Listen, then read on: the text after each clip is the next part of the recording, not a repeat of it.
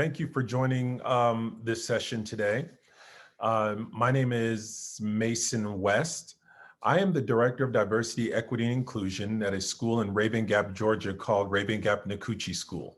I've been at the school for 1 year, or this is my first school year rather, being at this school, and I am thoroughly enjoying it.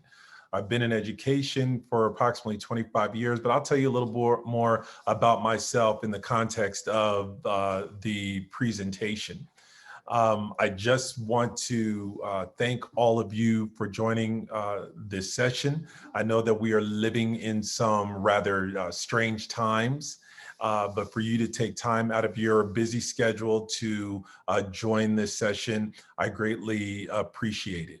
In just a moment, I'm going to be sharing my screen. And in sharing my screen, I'm going to introduce the topic, show you the table of contents, and provide some norms about how we will flow through this training. So I just noticed that we have 11 people on. And again, just want to thank all of you for joining.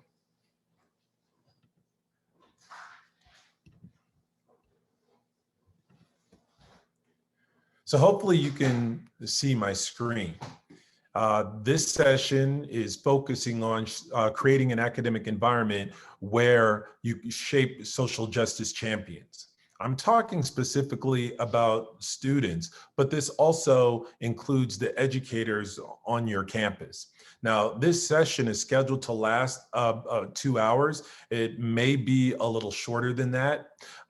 As we go through this session, we are going to have 5 areas. First, we are going to talk about what social justice is. And then when we say me and social justice, talking about you personally, you aligned with that definition of social justice that you developed, and then your school and social justice. And then we're going to talk about education in the context of social justice, and then kind of give you an example of what we are developing at Rabun Gap-Nacoochee School. Now, after each session, I would like us to go through a couple of exercises. We have the ability to have breakout rooms. And so since we have 10 or more people, I will probably separate you into breakout rooms with at least 2 people in each breakout room. And the purpose of that is for you to facilitate discussion. These breakout rooms won't last that long. There'll be very specific things that I'm asking you to do in those sessions. And if you have any questions for me, please feel free to put them in the after each section, right before you go in to the breakout rooms. I will ask you if you have any questions, because there's not that many of us. There's only, I think the last time I saw 11 or 12 of us on this session. We can also ask those questions audibly. I think we'll be able to facilitate that. But you may have a question that you want to ask that comes up while I'm presenting or talking, and you may want to put that in the chat room, and I will check those at the question time.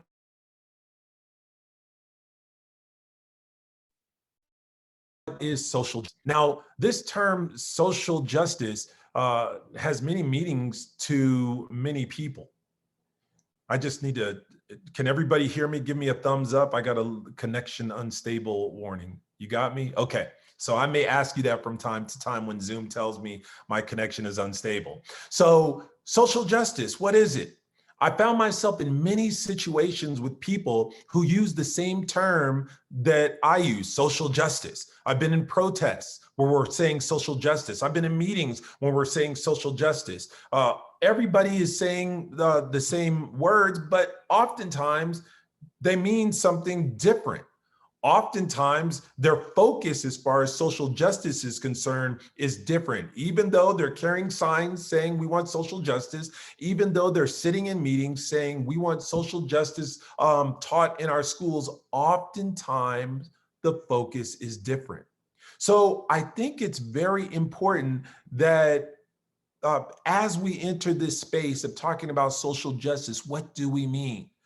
When you think about the concept of justice, there are different approaches to justice. There's procedural justice, which determines how people are treated in a process. Retributive justice, which determines how people might be punished for wrongdoing. Distributive justice, where a society determines who gets what in resources. Restorative justice determines how we restore those who are harmed.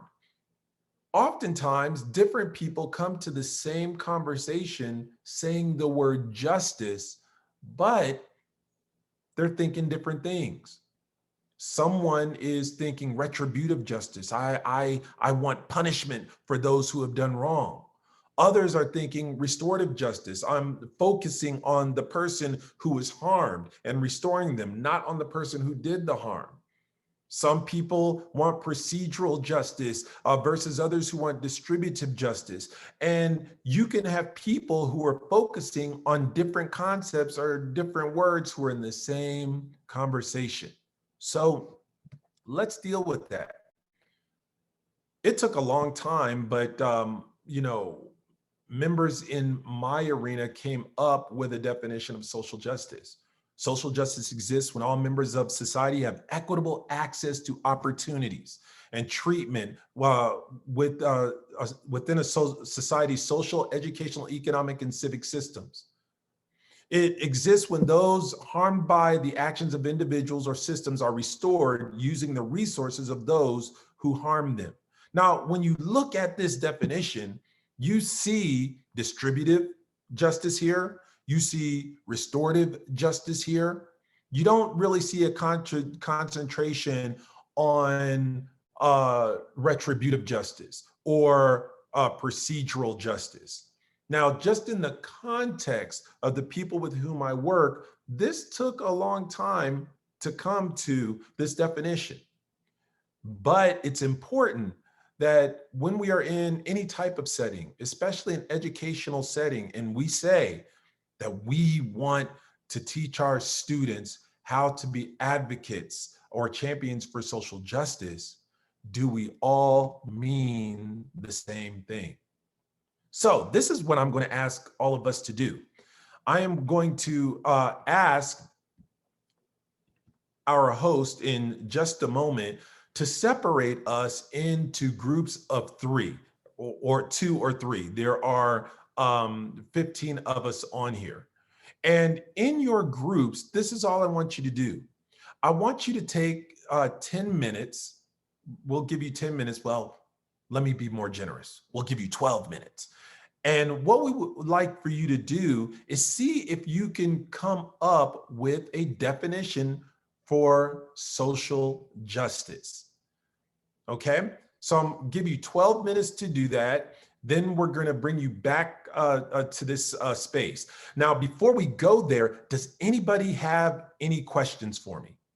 Please feel free to unmute yourself. I believe you have that that capability. And if you have any questions, I'll give you a little time, and then before we do this exercise. Any questions? Okay. Nope. Well, you are such great educators. Okay, so I'm going to ask our host to go ahead and separate us into breakout rooms of at least 2 people in each breakout room, and then we will give you 12 minutes and we'll see what you come up with. Okay, so I would just like to ask for volunteers for you to read your breakout room's definition. Is there anybody who would like to go first? I can. Thank you, Melissa. Well, I'm not sure we have a definition, but we have some like core attributes. Okay. So some of the things that we talked about were having not just space for everyone of every identity, but making that space welcoming. That social justice should be a living process, a principle rather than a stringent rule. We also talked about acknowledging complicity and privilege, and that we should go beyond just representation and move further into celebration. Yeah. Okay. All right. So those are, you said those are more core attributes. Yeah. Okay. And so was it difficult to like uh develop a literal definition? Was it more was it just easier to come up with attributes of like what a space with social justice looks like rather than defining social justice?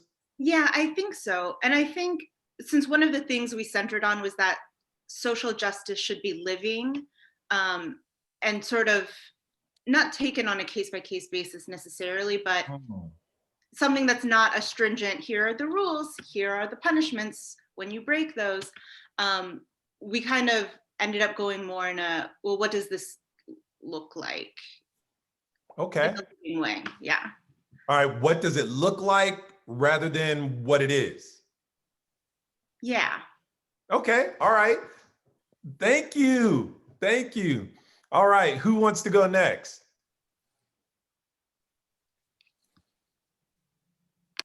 Not everybody at once. Hi, Mason. I can jump in a little bit here. Thank you.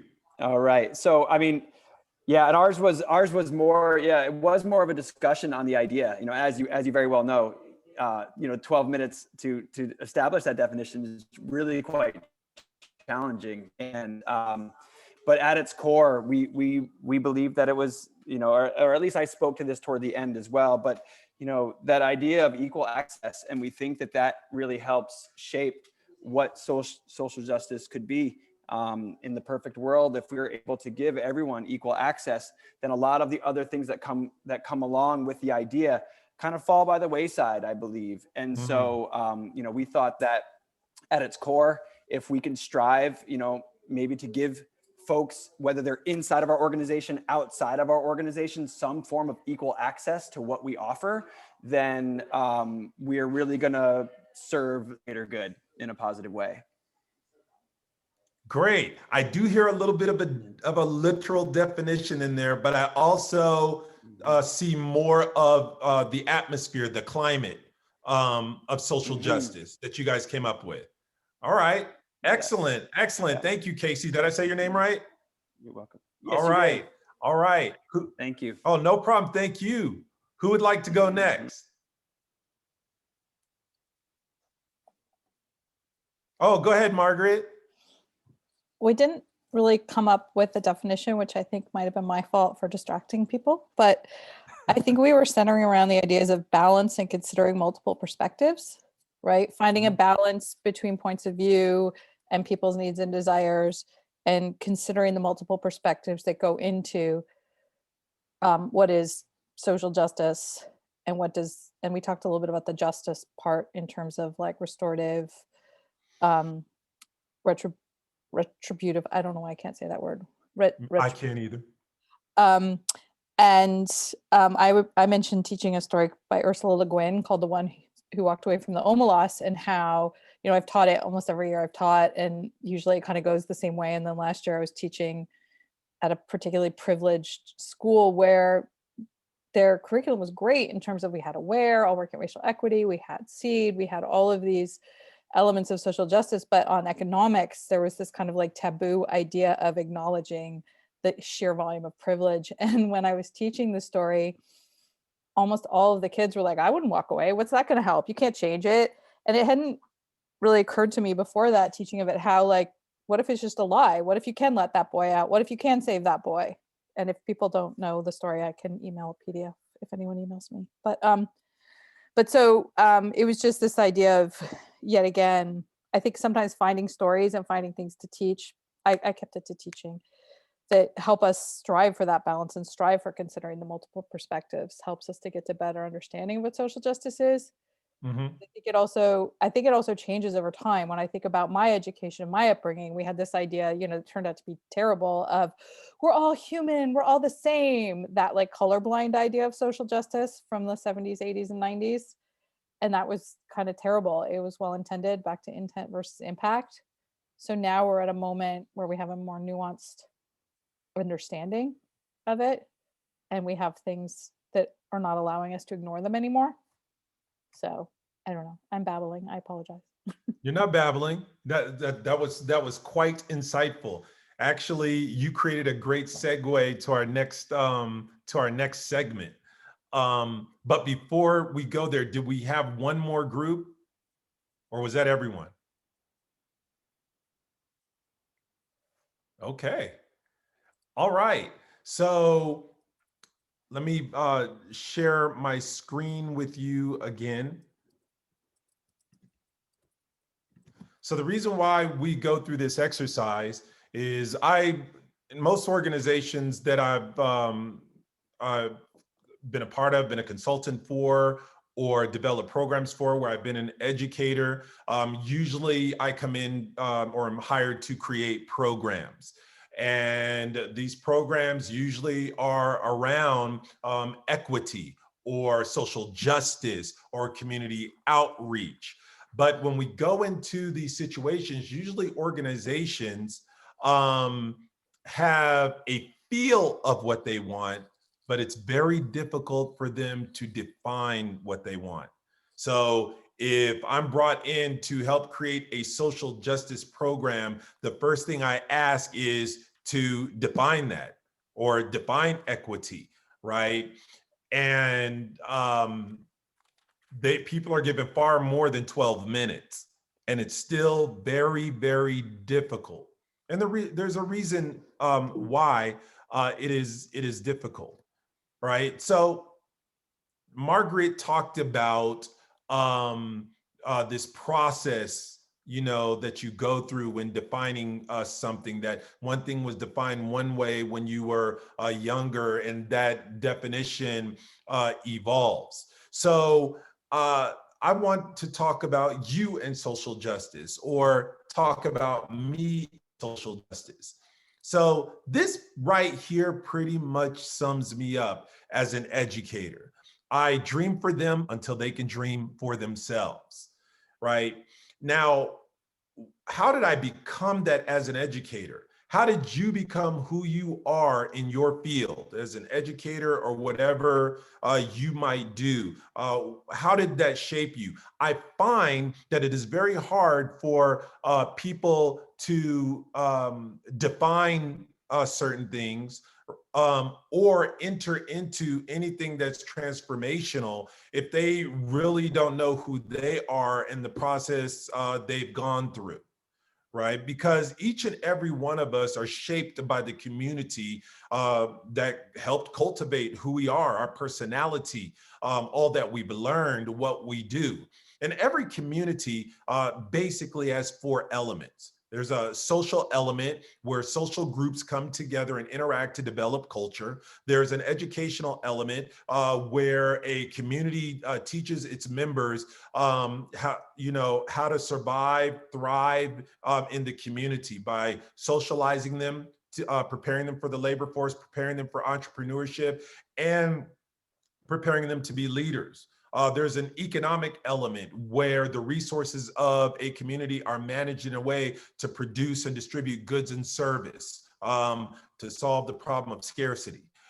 Then there's a government element that teaches social control, or not teaches social control, but creates social control. I'm going to deal with one element, that social element, because all of us are first shaped by our family groups and our peer groups, many of us in some form or fashion by religious groups, and then secular organizations. And these organizations together, the interaction within them creates culture.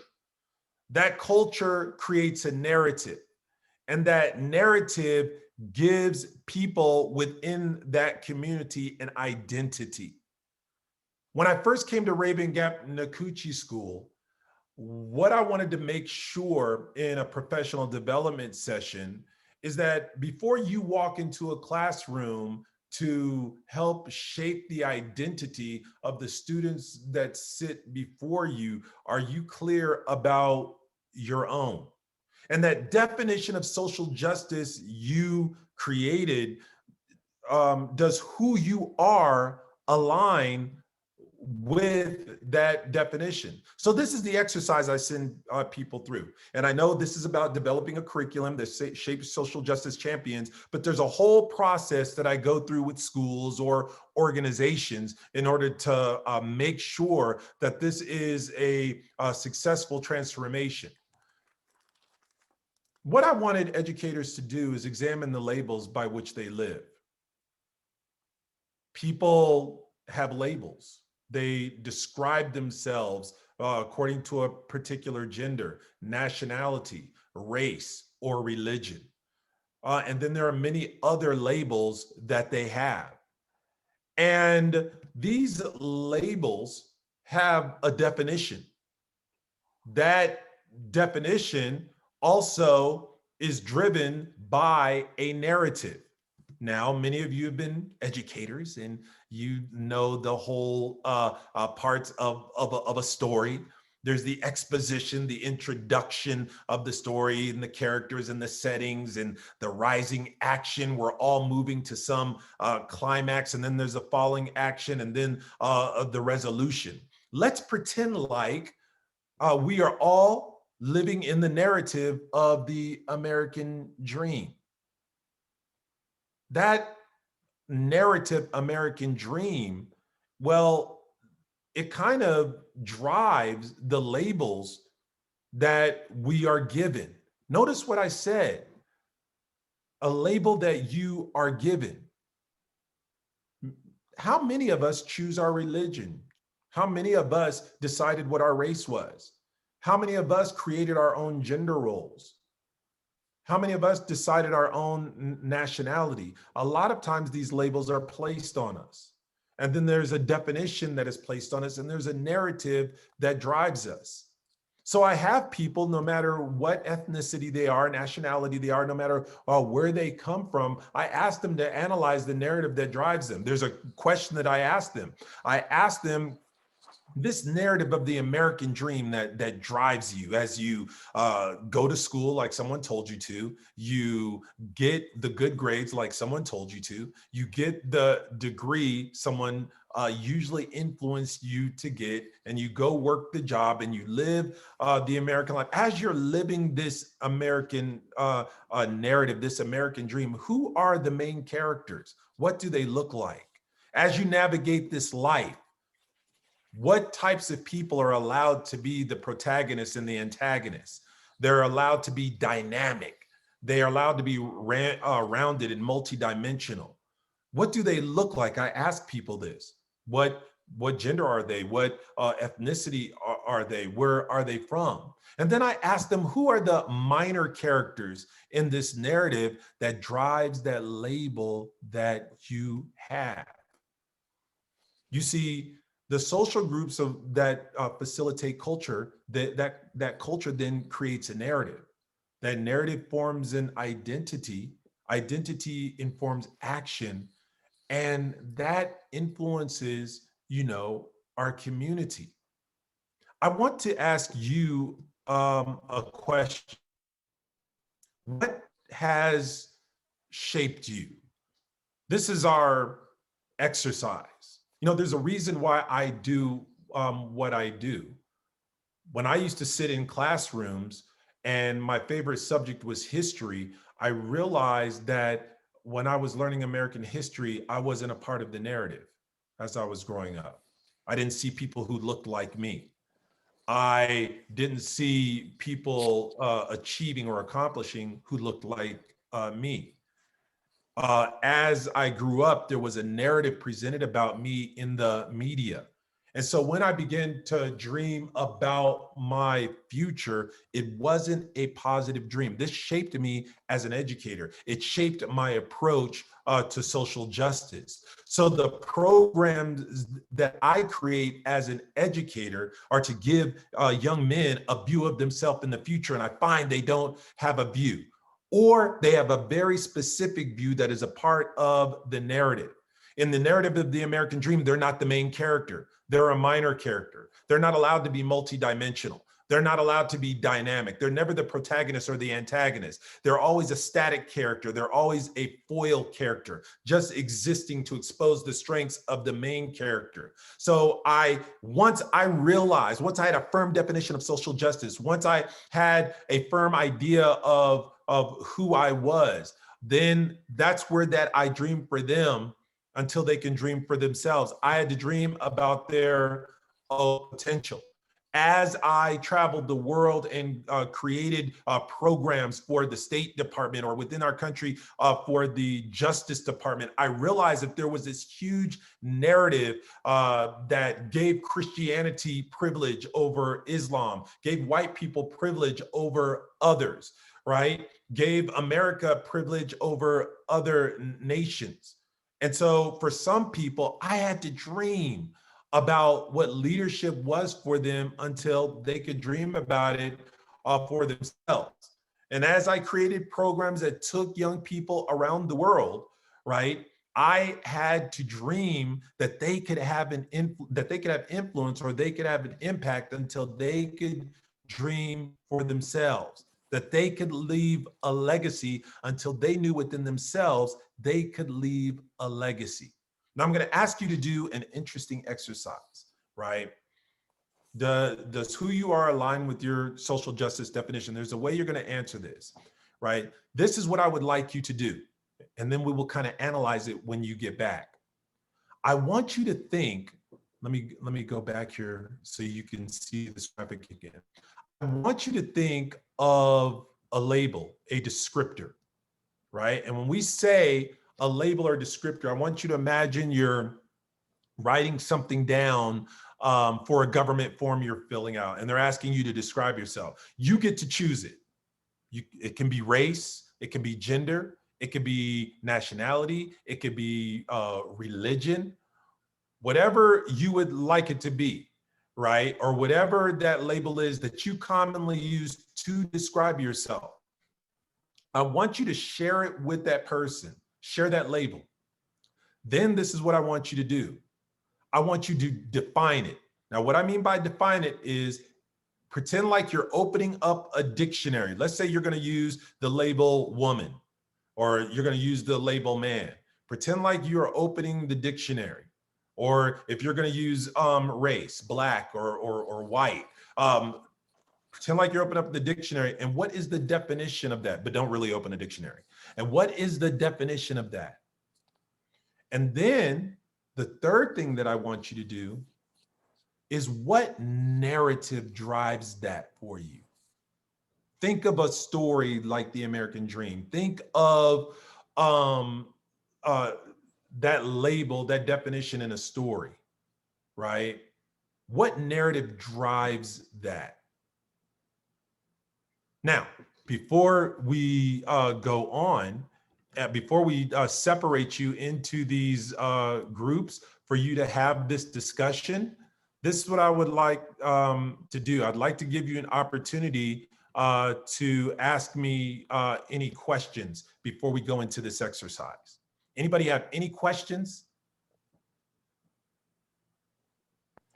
Hi, could you explain one of the slides that has the graph with the climax at the end? Yes. Yes. So usually in a story, there are parts to a story. And if any of you literature teachers want to help me out, feel free. All right. So there's usually a story, and a story usually begins with an introduction, right? And so it'll introduce the setting. So when you're watching a movie, the movie opens up and it gives you an aerial view of the city, and you start seeing people walking by. It's introducing the story, right?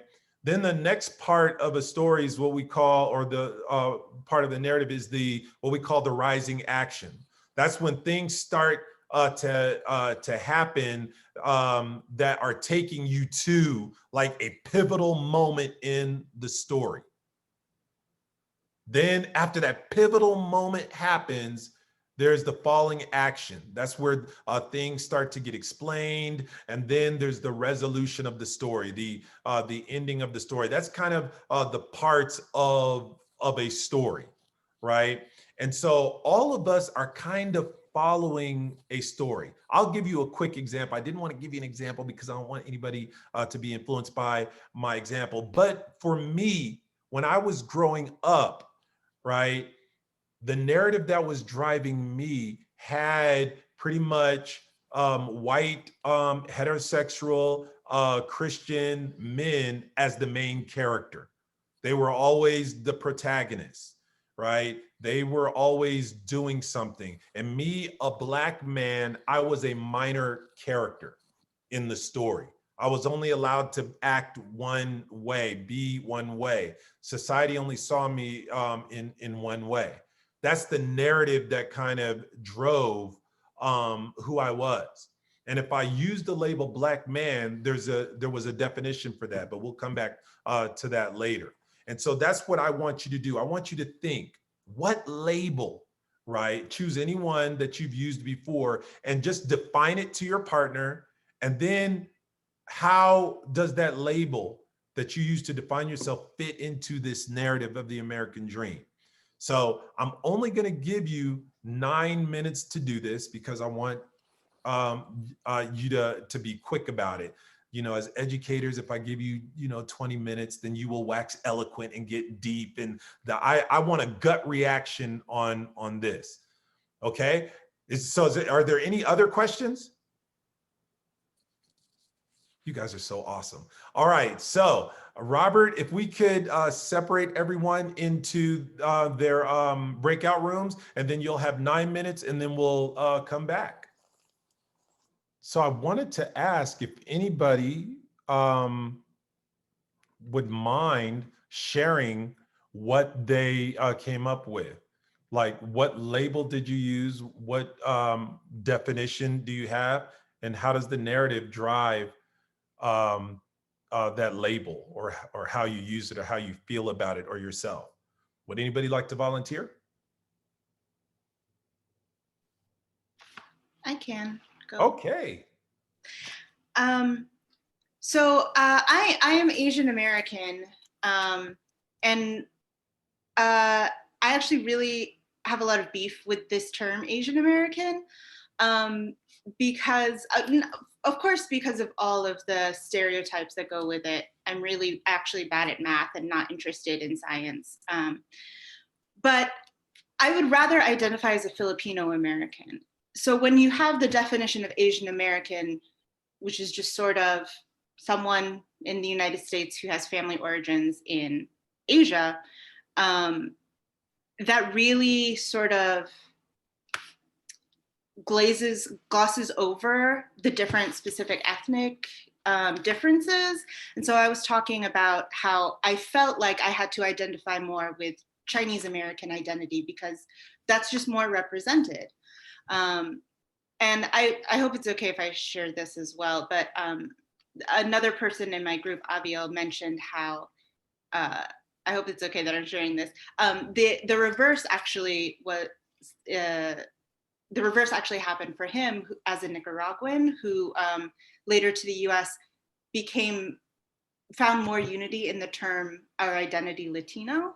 And so that really made me think about what does it mean to be Asian American versus Filipino American? How are both of these identities valuable? Now I'm ranting on our discussion, but yeah. No, this is quite valuable. I'm just going to ask you 2 questions. Okay. So the label there's a label I feel you were given, Asian American, mm-hmm. and a label that you own, Filipino American. Am I correct? Mm-hmm. Yeah. What is the definition of either one? Well, I would rather you do the one you own. What is how do you define that? I would say that a Filipino American is someone whose family originated in the Philippines and thus has connections to Spain, the US, and indigenous Malay culture. That is an awesome definition. So here's my second question. No, it actually it's an awesome definition. I'll tell you why later. All right. What narrative drives that definition? Like, how do you feel Filipino American fits in the narrative of the community in which you now exist? I think because there are so many multicultural factors in Filipino identity, that they're really like cosmopolitan and can like find their way anywhere, wherever they end up. Okay. All right. Let's That, go with that. okay. No. There's no wrong answer. Right. I'll tell you why. I'll tell you why later. That was really good. Thank you. Do I have another volunteer? Name the label, define it, and where does it fit in the narrative? Do I have one more volunteer? Let me just get one more. Can I just jump in for a second? Yes. I was in Melissa's group, and I think we also talked about how a narrative could be not having a narrative, like, or being overlooked or not present in the general. So we talked. Melissa was talking about how the only kind of narrative that she was seeing was Asian American. How she didn't feel that represented her. And we talked about, like, is that a narrative? The fact that you didn't see yourself in the national conversation or in the. So that's something that just wanted to add to that. Excellent. Thank you. That's very important because there's a difference between not having and being overlooked. Arlene, is that it? Did you want to say something? Well, I was going to just add, so I define myself as Black, and I identify with the term Black, and I defined it as my cultural, social, intellectual foundation of a person of African descended from enslaved Africans, and I'm very specific in the descendant of enslaved Africans, in that there are people of African descent who are here who are not descendants of enslaved Africans, and the narrative is different for them. So, as a person descended from enslaved Africans, I carry the trauma of slavery in all those things, and I carry the gift of slavery, the gift of my culture that I have now that comes from slavery. Awesome. Anyone else? Well, we got time for one more. I'll go. Oh, I'm sorry. Go ahead. All right, two more. I'll just jump in real quick. So the thing that I define for me is the two or more races box that are in there. And growing up, I'm from Hawaii. My ancestors are Hawaiian and Chinese. I have my mom's side is Native American and English and Irish and all that. So in Hawaii, and I know this happens in many cultures, is oftentimes it was not Hawaiian enough because I was mixed race, or going to different areas. It was trying to figure out the definition. For me would be almost confused, but also at the same time the narrative is prove to everybody that I am enough of all of the things that I'm made up of, and it's something that I've battled my whole life, not like consciously, but like I've got this chip on my shoulder. Like, I'll show you that Hawaiians are smart enough, and I don't know how many people know the history of Hawaiian culture and all that kind of stuff, but there's stuff there that lots of people don't understand. And being here, I'm currently in Kansas, was in Maryland for a couple of years, and so being over here, people don't understand that dynamic, and so trying to prove that. And then when I go home, I'm not Hawaiian enough to some of my friends or some of that area. So it's one of those things of kind of proving that I am who I am. You know what I mean? I know exactly what you mean. All right. Is it Naira or Nira? It's Naira. Yes. Naira, you wanted to say something? Okay, I'll say a little bit. Yeah. So I wanted to share that me growing up, because this posed a really interesting question to me, because I really had to think really, really hard how I was my race or my identity was really determined. I think it was determined by default in a way, because I went to a private school from 1st to 8th grade, and many, like 90 9% of the kids that I started in first grade, I graduated with in 8th grade. We were all from a Caribbean American background, or, you know, our parents, one or two of our parents came from some Caribbean island, you know, and came over, and we were in this predominantly Haitian American private school, and it was a small private school, so it was a very family, you know, oriented. We also, many of us went to the same churches and stuff like that, and because of that, I think not seeing the diversity, like, you know, what was considered diversity, that we had one Hispanic person in the entire school, and I didn't realize, I was trying to say, well, how about my environment around my neighborhood, which was a middle class neighborhood, working parents, you know, and, you know, we're all pretty much Black, but we're in Brooklyn in the 80s, you had very segmented neighborhoods, you know what I'm saying? And I had one white friend who came to my building because her grandparents lived there. And she became, Maritza became one of my very close friends growing up, but she was from Bay Ridge. Now, if you went to Bay Ridge, we saw many people like her. So these kind of, the cross-pollination of ethnicities in Brooklyn at that time usually resulted in some sort of conflict sometimes, you know what I'm saying? And that was kind of like the broad strokes in Brooklyn, you know, I'm talking about Brooklyn now, in New York City. And so very segmented in ways and very class oriented. So for me, I had this kind of reaffirmed understanding of identity of where I'm from was based, you know, firmly in Caribbean upbringing, Black American upbringing, which would be my mother's side, or, you know, and that was kind of like the default, the influence. But somehow in there, I think as I grew up, in history, I mentioned me getting history was like 2 pages of slavery. So like, I really understood you, Dr. West, when you talked about that the narrative in the classroom when history class was non-existent. I don't even remember history being taught really up until I got to high school.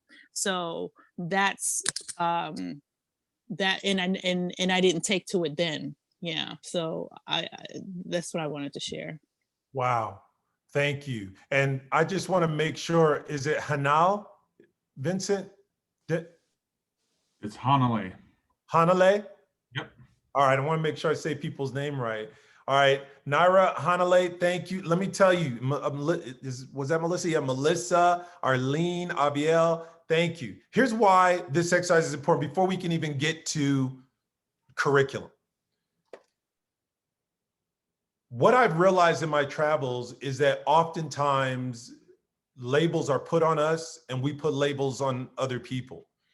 And then when we define social justice, and if you have like a word like equity in the word social justice, it's hard to create equity for different groups of people if you don't know their story, if you don't know what they've gone through.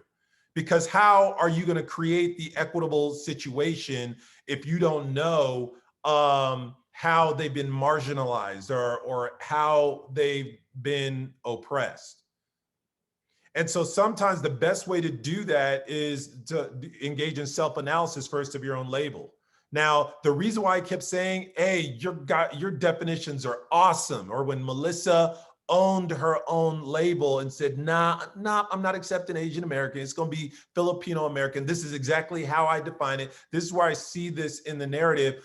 A lot of people don't do that. I'll give you a couple of examples. When I would do this exercise in certain groups, you know, a lot of people would choose race because they thought race was the easiest thing to define. And a lot of people found out race is not easy to define. The reason why it was not easy to define is because, you know, it's as you all hear all the time, that it's a social construct, right? And that the first legal definition of white, I think, was in 1681. And that defined white people but the way in which it defined it is white as opposed to other. So black was never defined, or any other race wasn't defined. If you were white, you were white in privilege, and everybody else was other. And so I will literally have people in the situation coming to the table, right, with that social construct definition, and they did not realize, you know, that they saw everybody else who was not white as other, didn't know their stories, didn't understand the trauma that they had gone through, had laid this label on. So you can't create a social justice program, right? You can't create a social justice curriculum, right, if you just see everybody else as other, right? And you see yourself as the main character, everybody else is minor character. So I have to take people through this exercise so that they analyze labels, they analyze definitions. People don't realize that I'm sitting in class and I have the Muslim student, a Hindu student, a Buddhist student. I have a gay student or a lesbian student, or whatever, and I have definitions in my head based on a narrative that has been driven by oppression, right? That causes me to see them and interact with them in a certain way. All I need you to do is I need you to see that. Once you see that about yourself, then we can begin to do some work.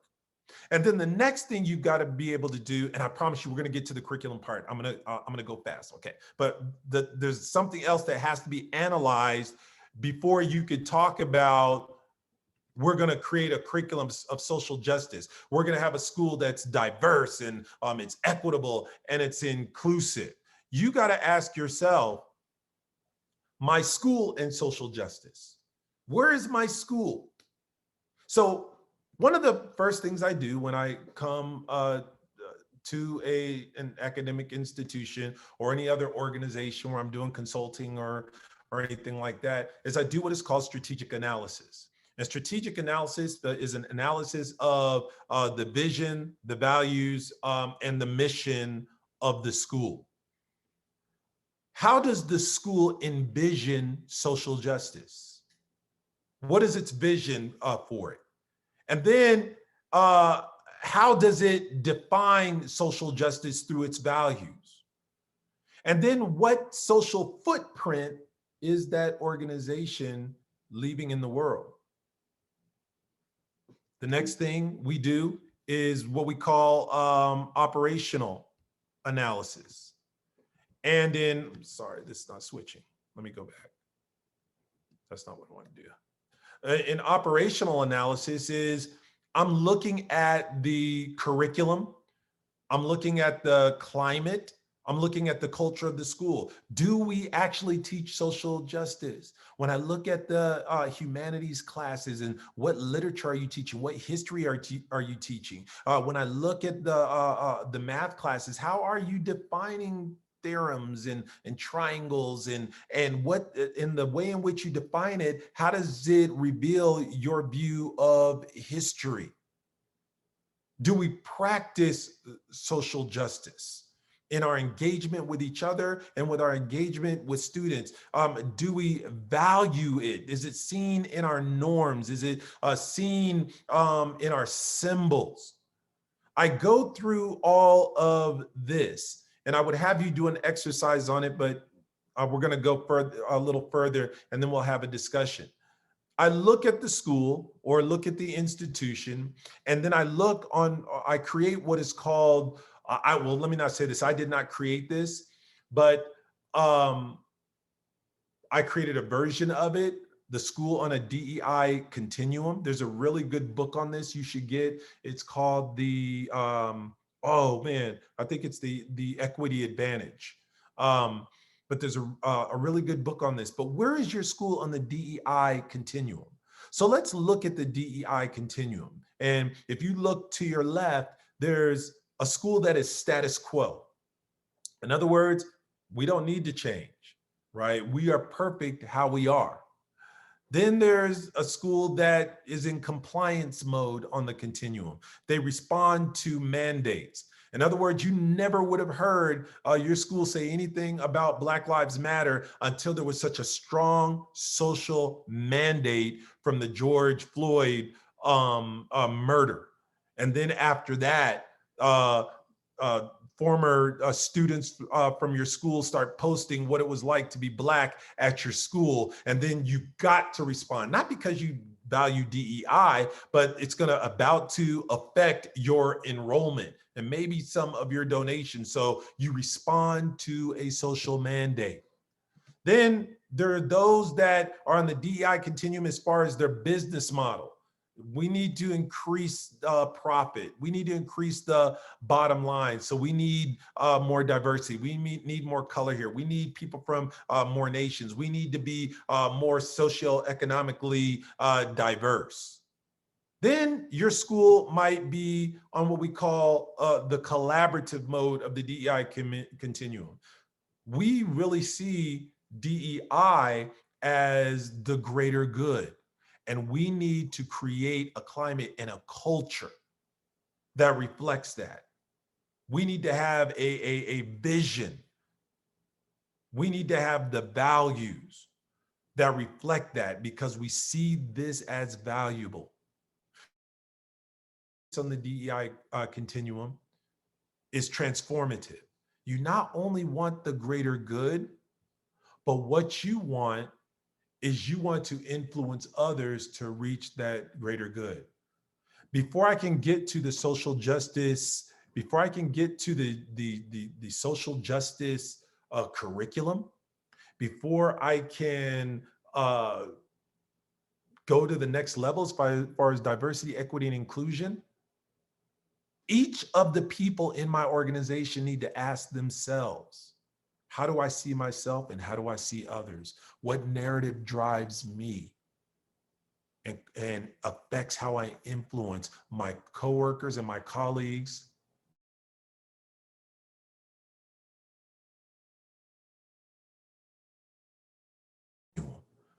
Now, within a school, you can have people that are all over the place.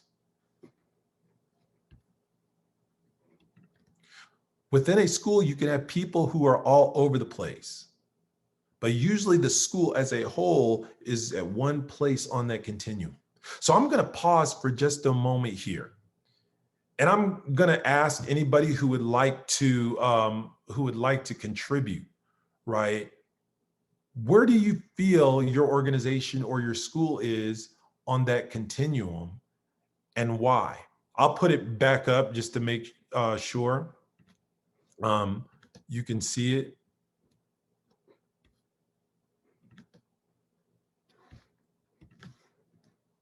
Whoops.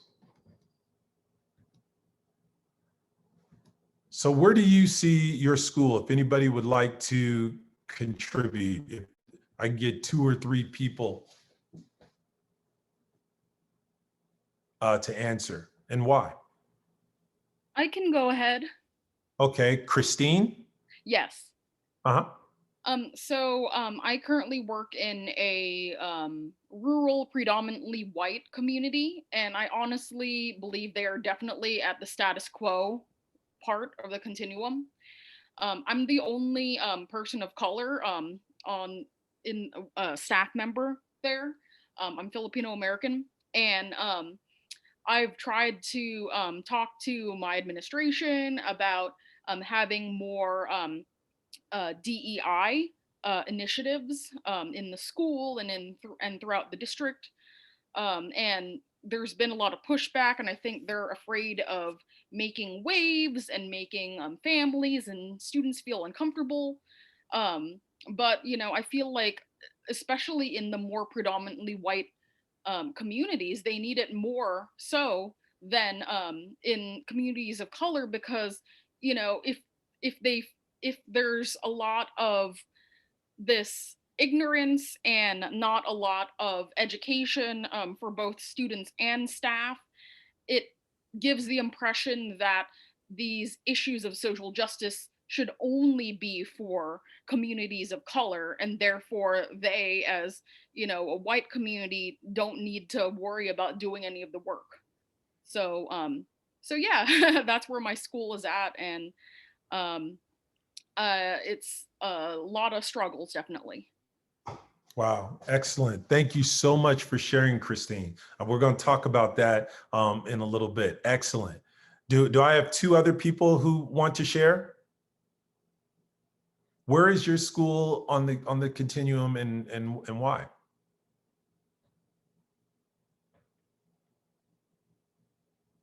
I could share.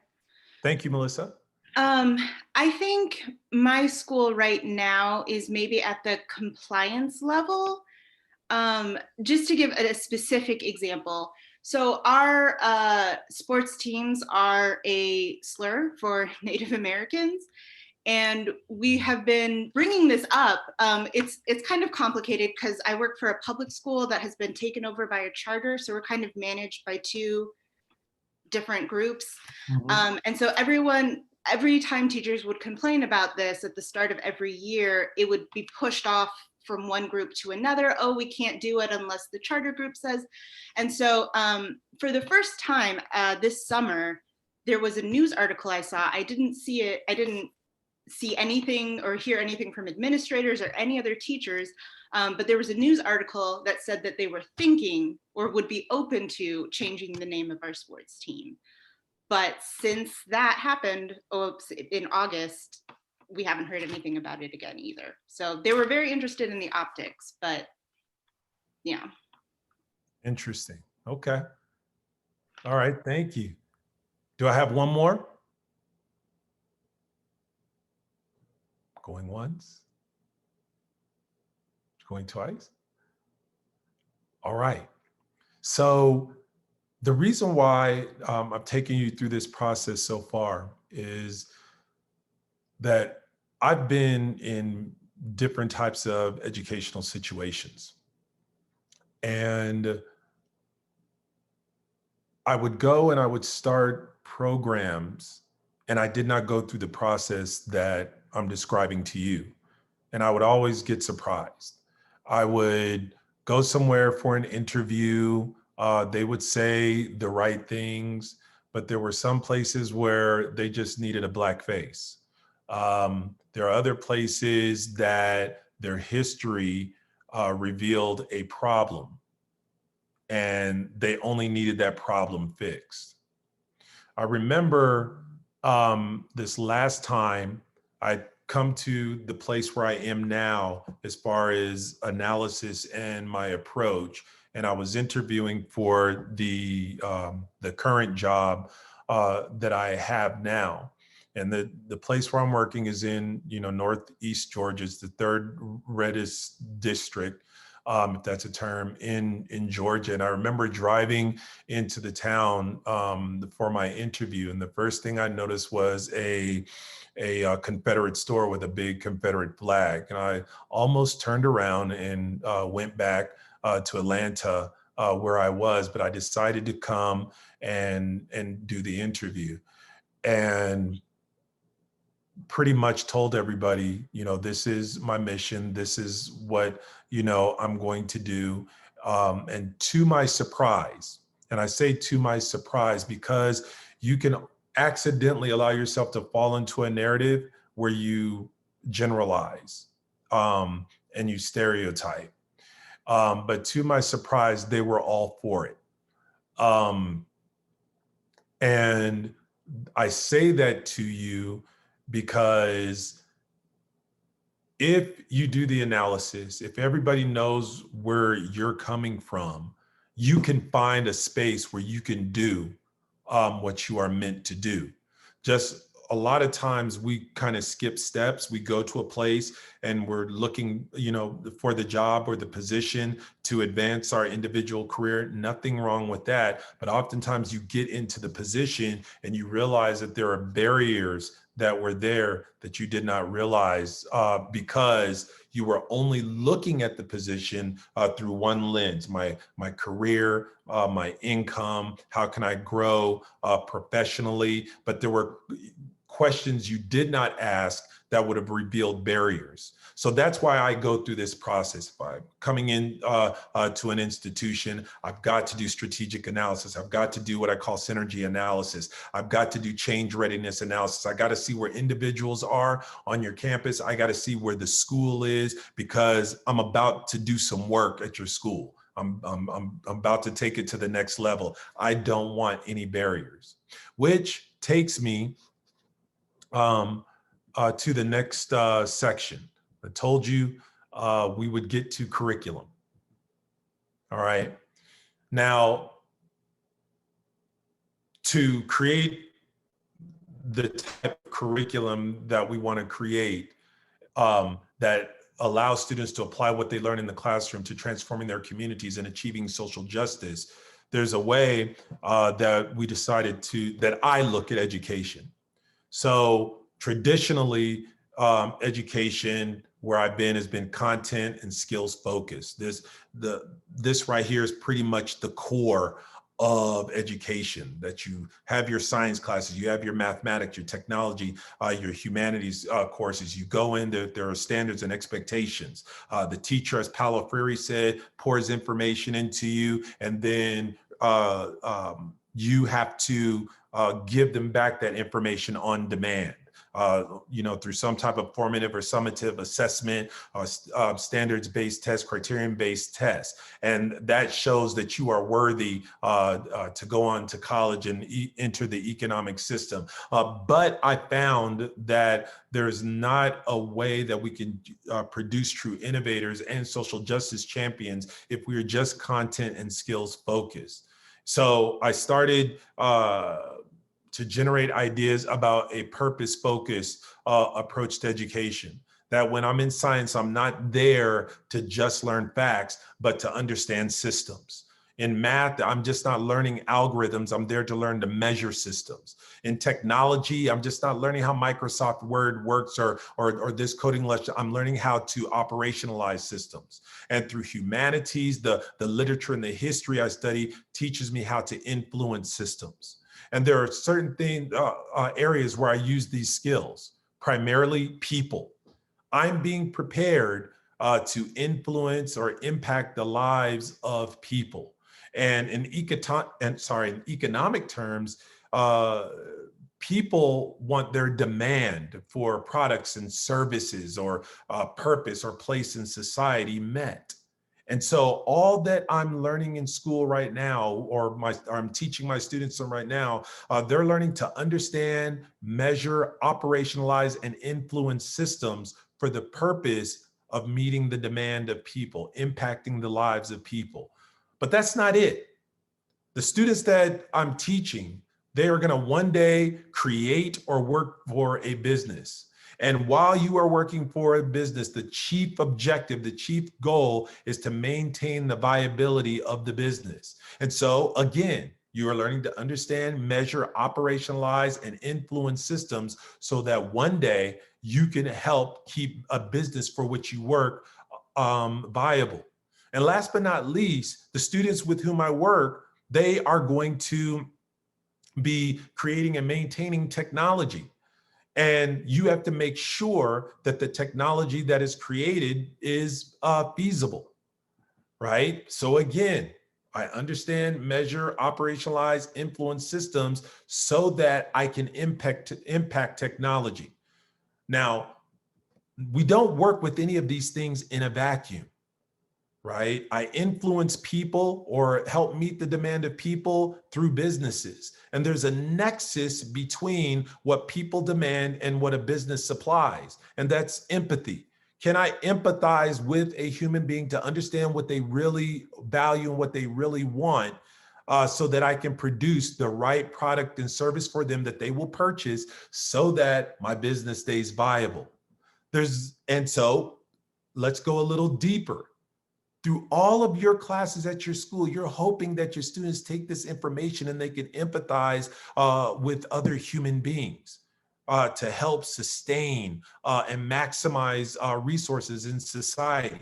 So so they develop empathy. Some of you work in schools that teach students human-centered design. You teach them soft skills like communication skills and relationship building. You teach them systems thinking. You teach them how to be leaders, how to work in teams. Why? You want them to develop empathy. And business and technology, there's a nexus between them. Rationality. Why rationality? Because when I develop a technology, it might be feasible, but can the business afford to develop that technology? Will it make money off that technology? So I have to be a rational thinker when I'm creating technology in the context of a business. So let's go a little bit deeper, right? You are teaching students to be rational thinkers as they sit in your class. And that's why some of the exercises you have in your classes require market analysis or strategic planning, them learning project management skills or financial analysis. And last, well, not last, but between technology and people, the nexus is creativity. For me to create technology and that people will use and people will value to sustain and maintain it, I have to be creative. And going deeper, that's what you are teaching these students, not just to memorize information, but to be creative.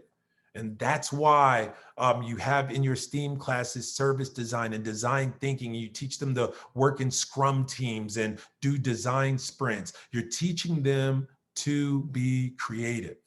The nexus between all three of these is innovation.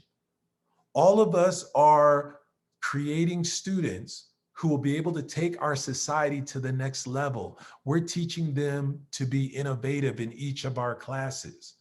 And that's why we all have different, these approaches to education. We have project-based learning, problem-based learning, expeditionary learning, experiential learning, service learning. All of these methods are used to create innovators.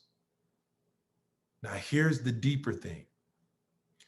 If we can take that definition of social justice, creating equity, giving people access, restoring people who have been harmed, who've gone through the oppression of marginalization and trauma, if we can bring people of different ethnicities and nationalities and religions, different genders, different identities together in a society that is equitable and finds a way to place people in a state of equality where they have equal access.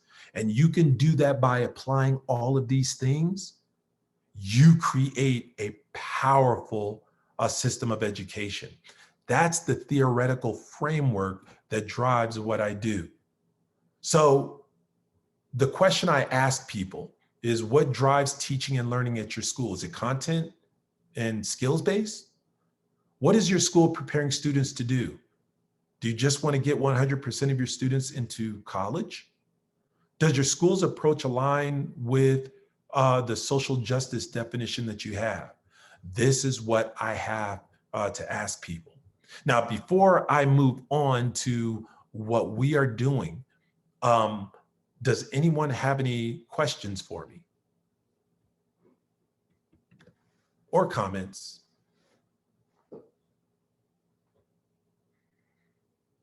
None? Okay. So then I'll move on to the next session.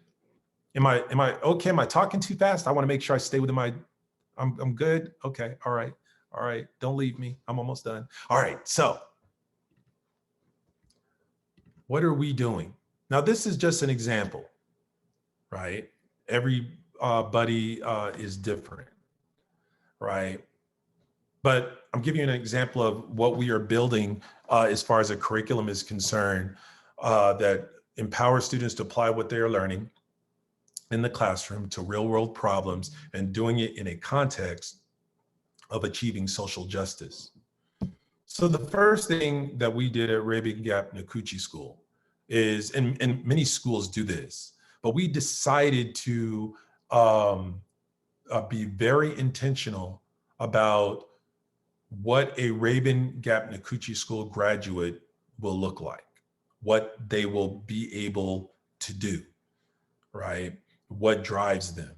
We want to make sure that no matter what class you are in, pre-K through 12th grade, that you are becoming a critical thinker, that you are culturally competent, that you are character driven, you are creative, and you are collaborative. So we are developing a system where this is produced in each classroom. And we are keeping in mind that in science, we want them to understand systems, mathematics, we want them to measure systems, humanities, where we want them to influence systems, and technology, where we want them to operationalize systems, that we are creating innovators.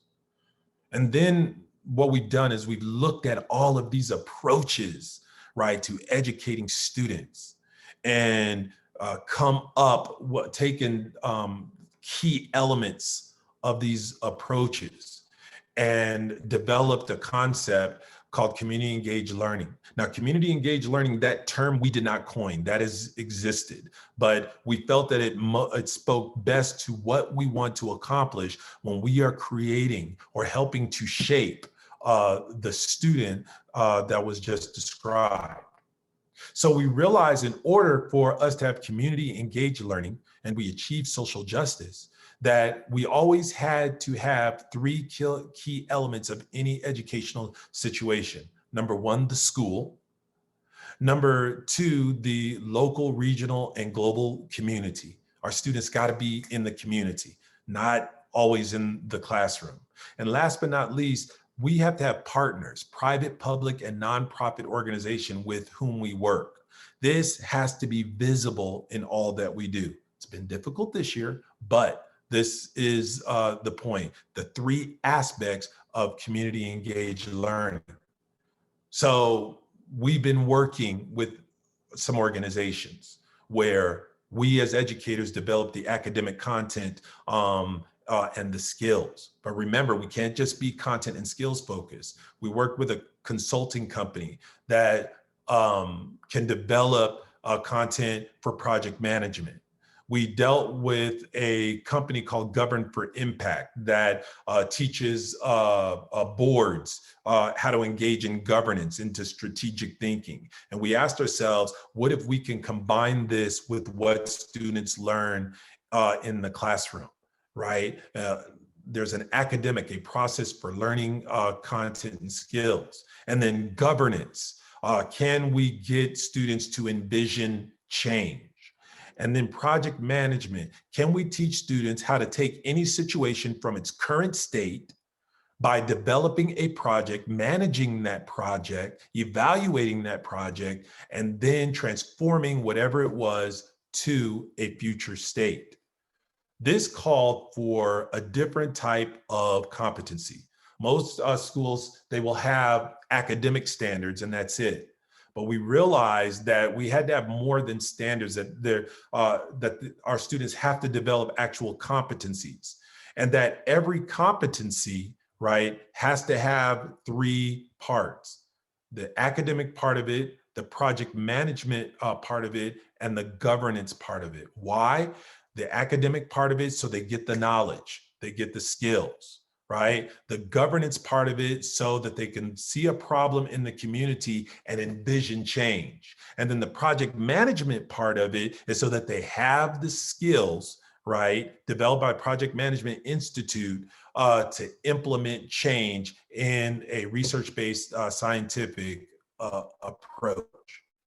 And then the big one, well, we have to create formative and summative assessments, right, that measure their ability or evaluate their ability, but just don't treat them as people with good memorization skills, but students who can apply what they learn in the classroom to a vision and make that vision a reality through project management skills.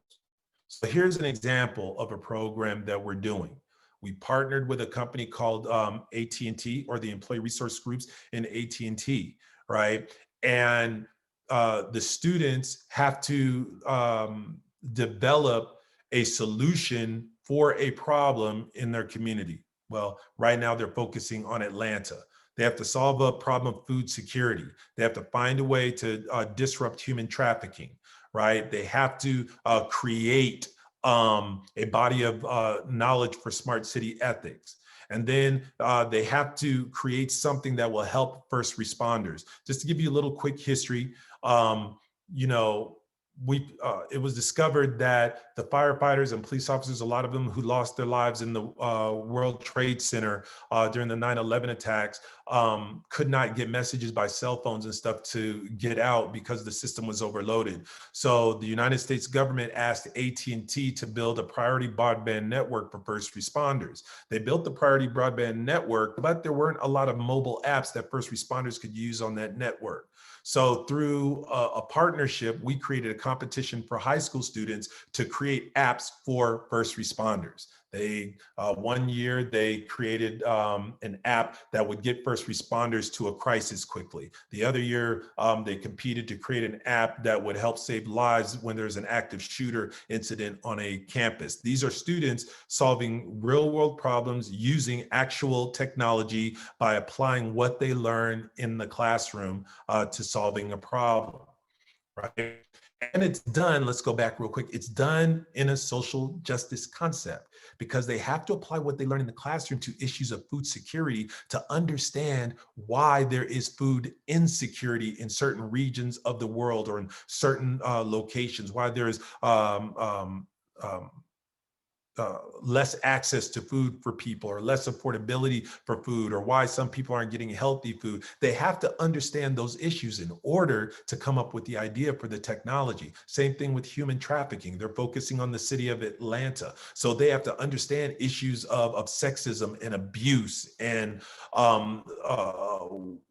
why economic markets are created to oppress children and young girls. They have to understand all of that first through their humanities classes before they can see the vision of what they want to change, interact with the company, develop the project management skills, and solve the problem. We are working with the university, not the university, U.S.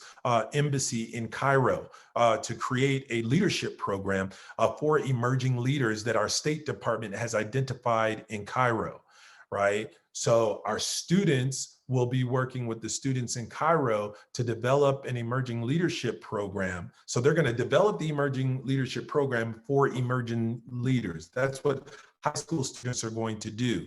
And the purpose for doing that is to better relations with countries like Egypt and then so on in the Middle East. So that's students applying the information they learn in their international relations class, creating a vision for what they want the world to be like when they grow up, right? And using their project management skills to create an academic and cultural leadership exchange program between little old Raven Gap, Georgia and Cairo through their State Department, right? And so we wanted to develop this program within the context of a school year. And so what I'm going to do is I'm going to go through some of this quickly just to give you an idea of what we are seeking to build, right? We are seeking to separate courses into competencies, right? So you see math, technology, humanities, and science. Can we separate academic knowledge into specific competencies that different classes move through together? They go from, maybe it'll take all the classes 3 weeks to get through the first 4 competencies, and then the next 4 weeks to get through the next 5 competencies. And then that's how they move through the school year, right? So module 1 in each of their courses, they move through competencies that focus on specific knowledge. And then we decided, what if what used to be summative assessments become formative assessments, where we wanted to make sure they had the knowledge and the skill. That was just a formation to make sure you were getting the learning. But the actual summative assessment was them taking an idea to reality. You had to apply what you are learning in the classroom to create something. And you create a little bit at a time as you move through the school year. So with module 1, you might have done your research. Through module 2, you may identify the problem. Through module 3, you may develop the prototype, and so on. This is the approach we are taking to developing critical thinkers who are culturally competent, who are character driven, who are creative, and who are collaborative, and who are, every time they apply what they are learning, they are doing it to create an arena for social justice. Now, before we can get here, I don't want you to think that we're going totally off the rails. We know that students have to be assessed, but we had to create a grading system, an assessment system that measured those competencies. So in a class, we want to make sure you are engaged in critical thought, and you can demonstrate that. So a student who gets an A in a class or on a project, it wasn't because they memorized the best. It's because in the context of their social justice project, they demonstrated the synthesis and evaluation, deconstruction, and knowledge. The lowest of those, notice, is knowledge.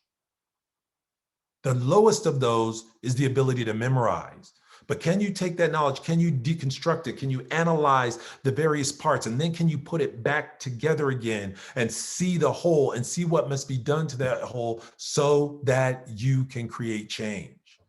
And as you go down the grading rubric, you see less is required, all the way down to, a C student is someone who knows their stuff and can deconstruct.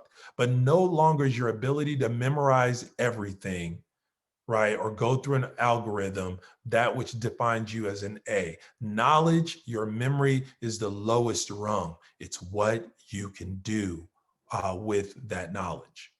And that's what we are seeking to create here at Raven Gap-Nacoochee School. Now, we believe this is going to be, a marathon. What we've got we've got our competencies as far as students are concerned, what a Raven Gap graduate will look like.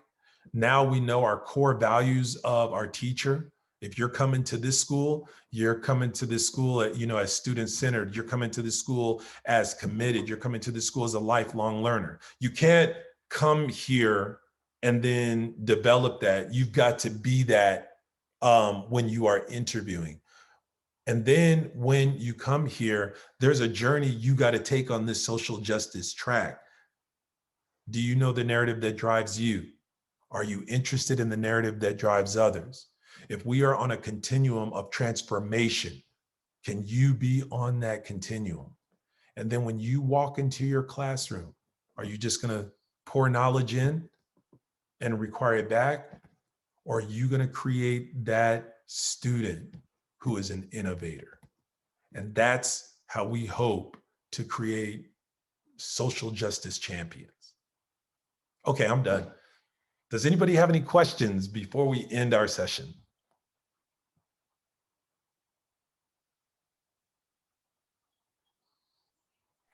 I don't have any questions, but I just wish I had known about your school when my kids were going to school. What an amazing thing you're doing with them. Thank you. We're at the beginning of the journey, but it's getting there. That's amazing. Are you familiar with the transcript program that measures not just grades, but character and competencies and things like that? Yes, I am. I cannot remember the name of it, but we were just reviewing it last week. Well, okay, it begins with the M. It just dropped my mind. But anyway, they're doing some great work. It sounds like you guys are really on track together. So fabulous. Thank you. Thank you. Thank you so much. Are there any other questions or comments? Okay. Well, if there are no other, I was just reading some comments, sorry. If there are no other comments, I just am so appreciative that you took time out of your day to spend these almost 2 hours with me. It was great meeting all of you and hearing from you. And I wish you the best in all of your endeavors. Thank you so much for taking this time to be with me. And I just hope all of you have a great day and a great year.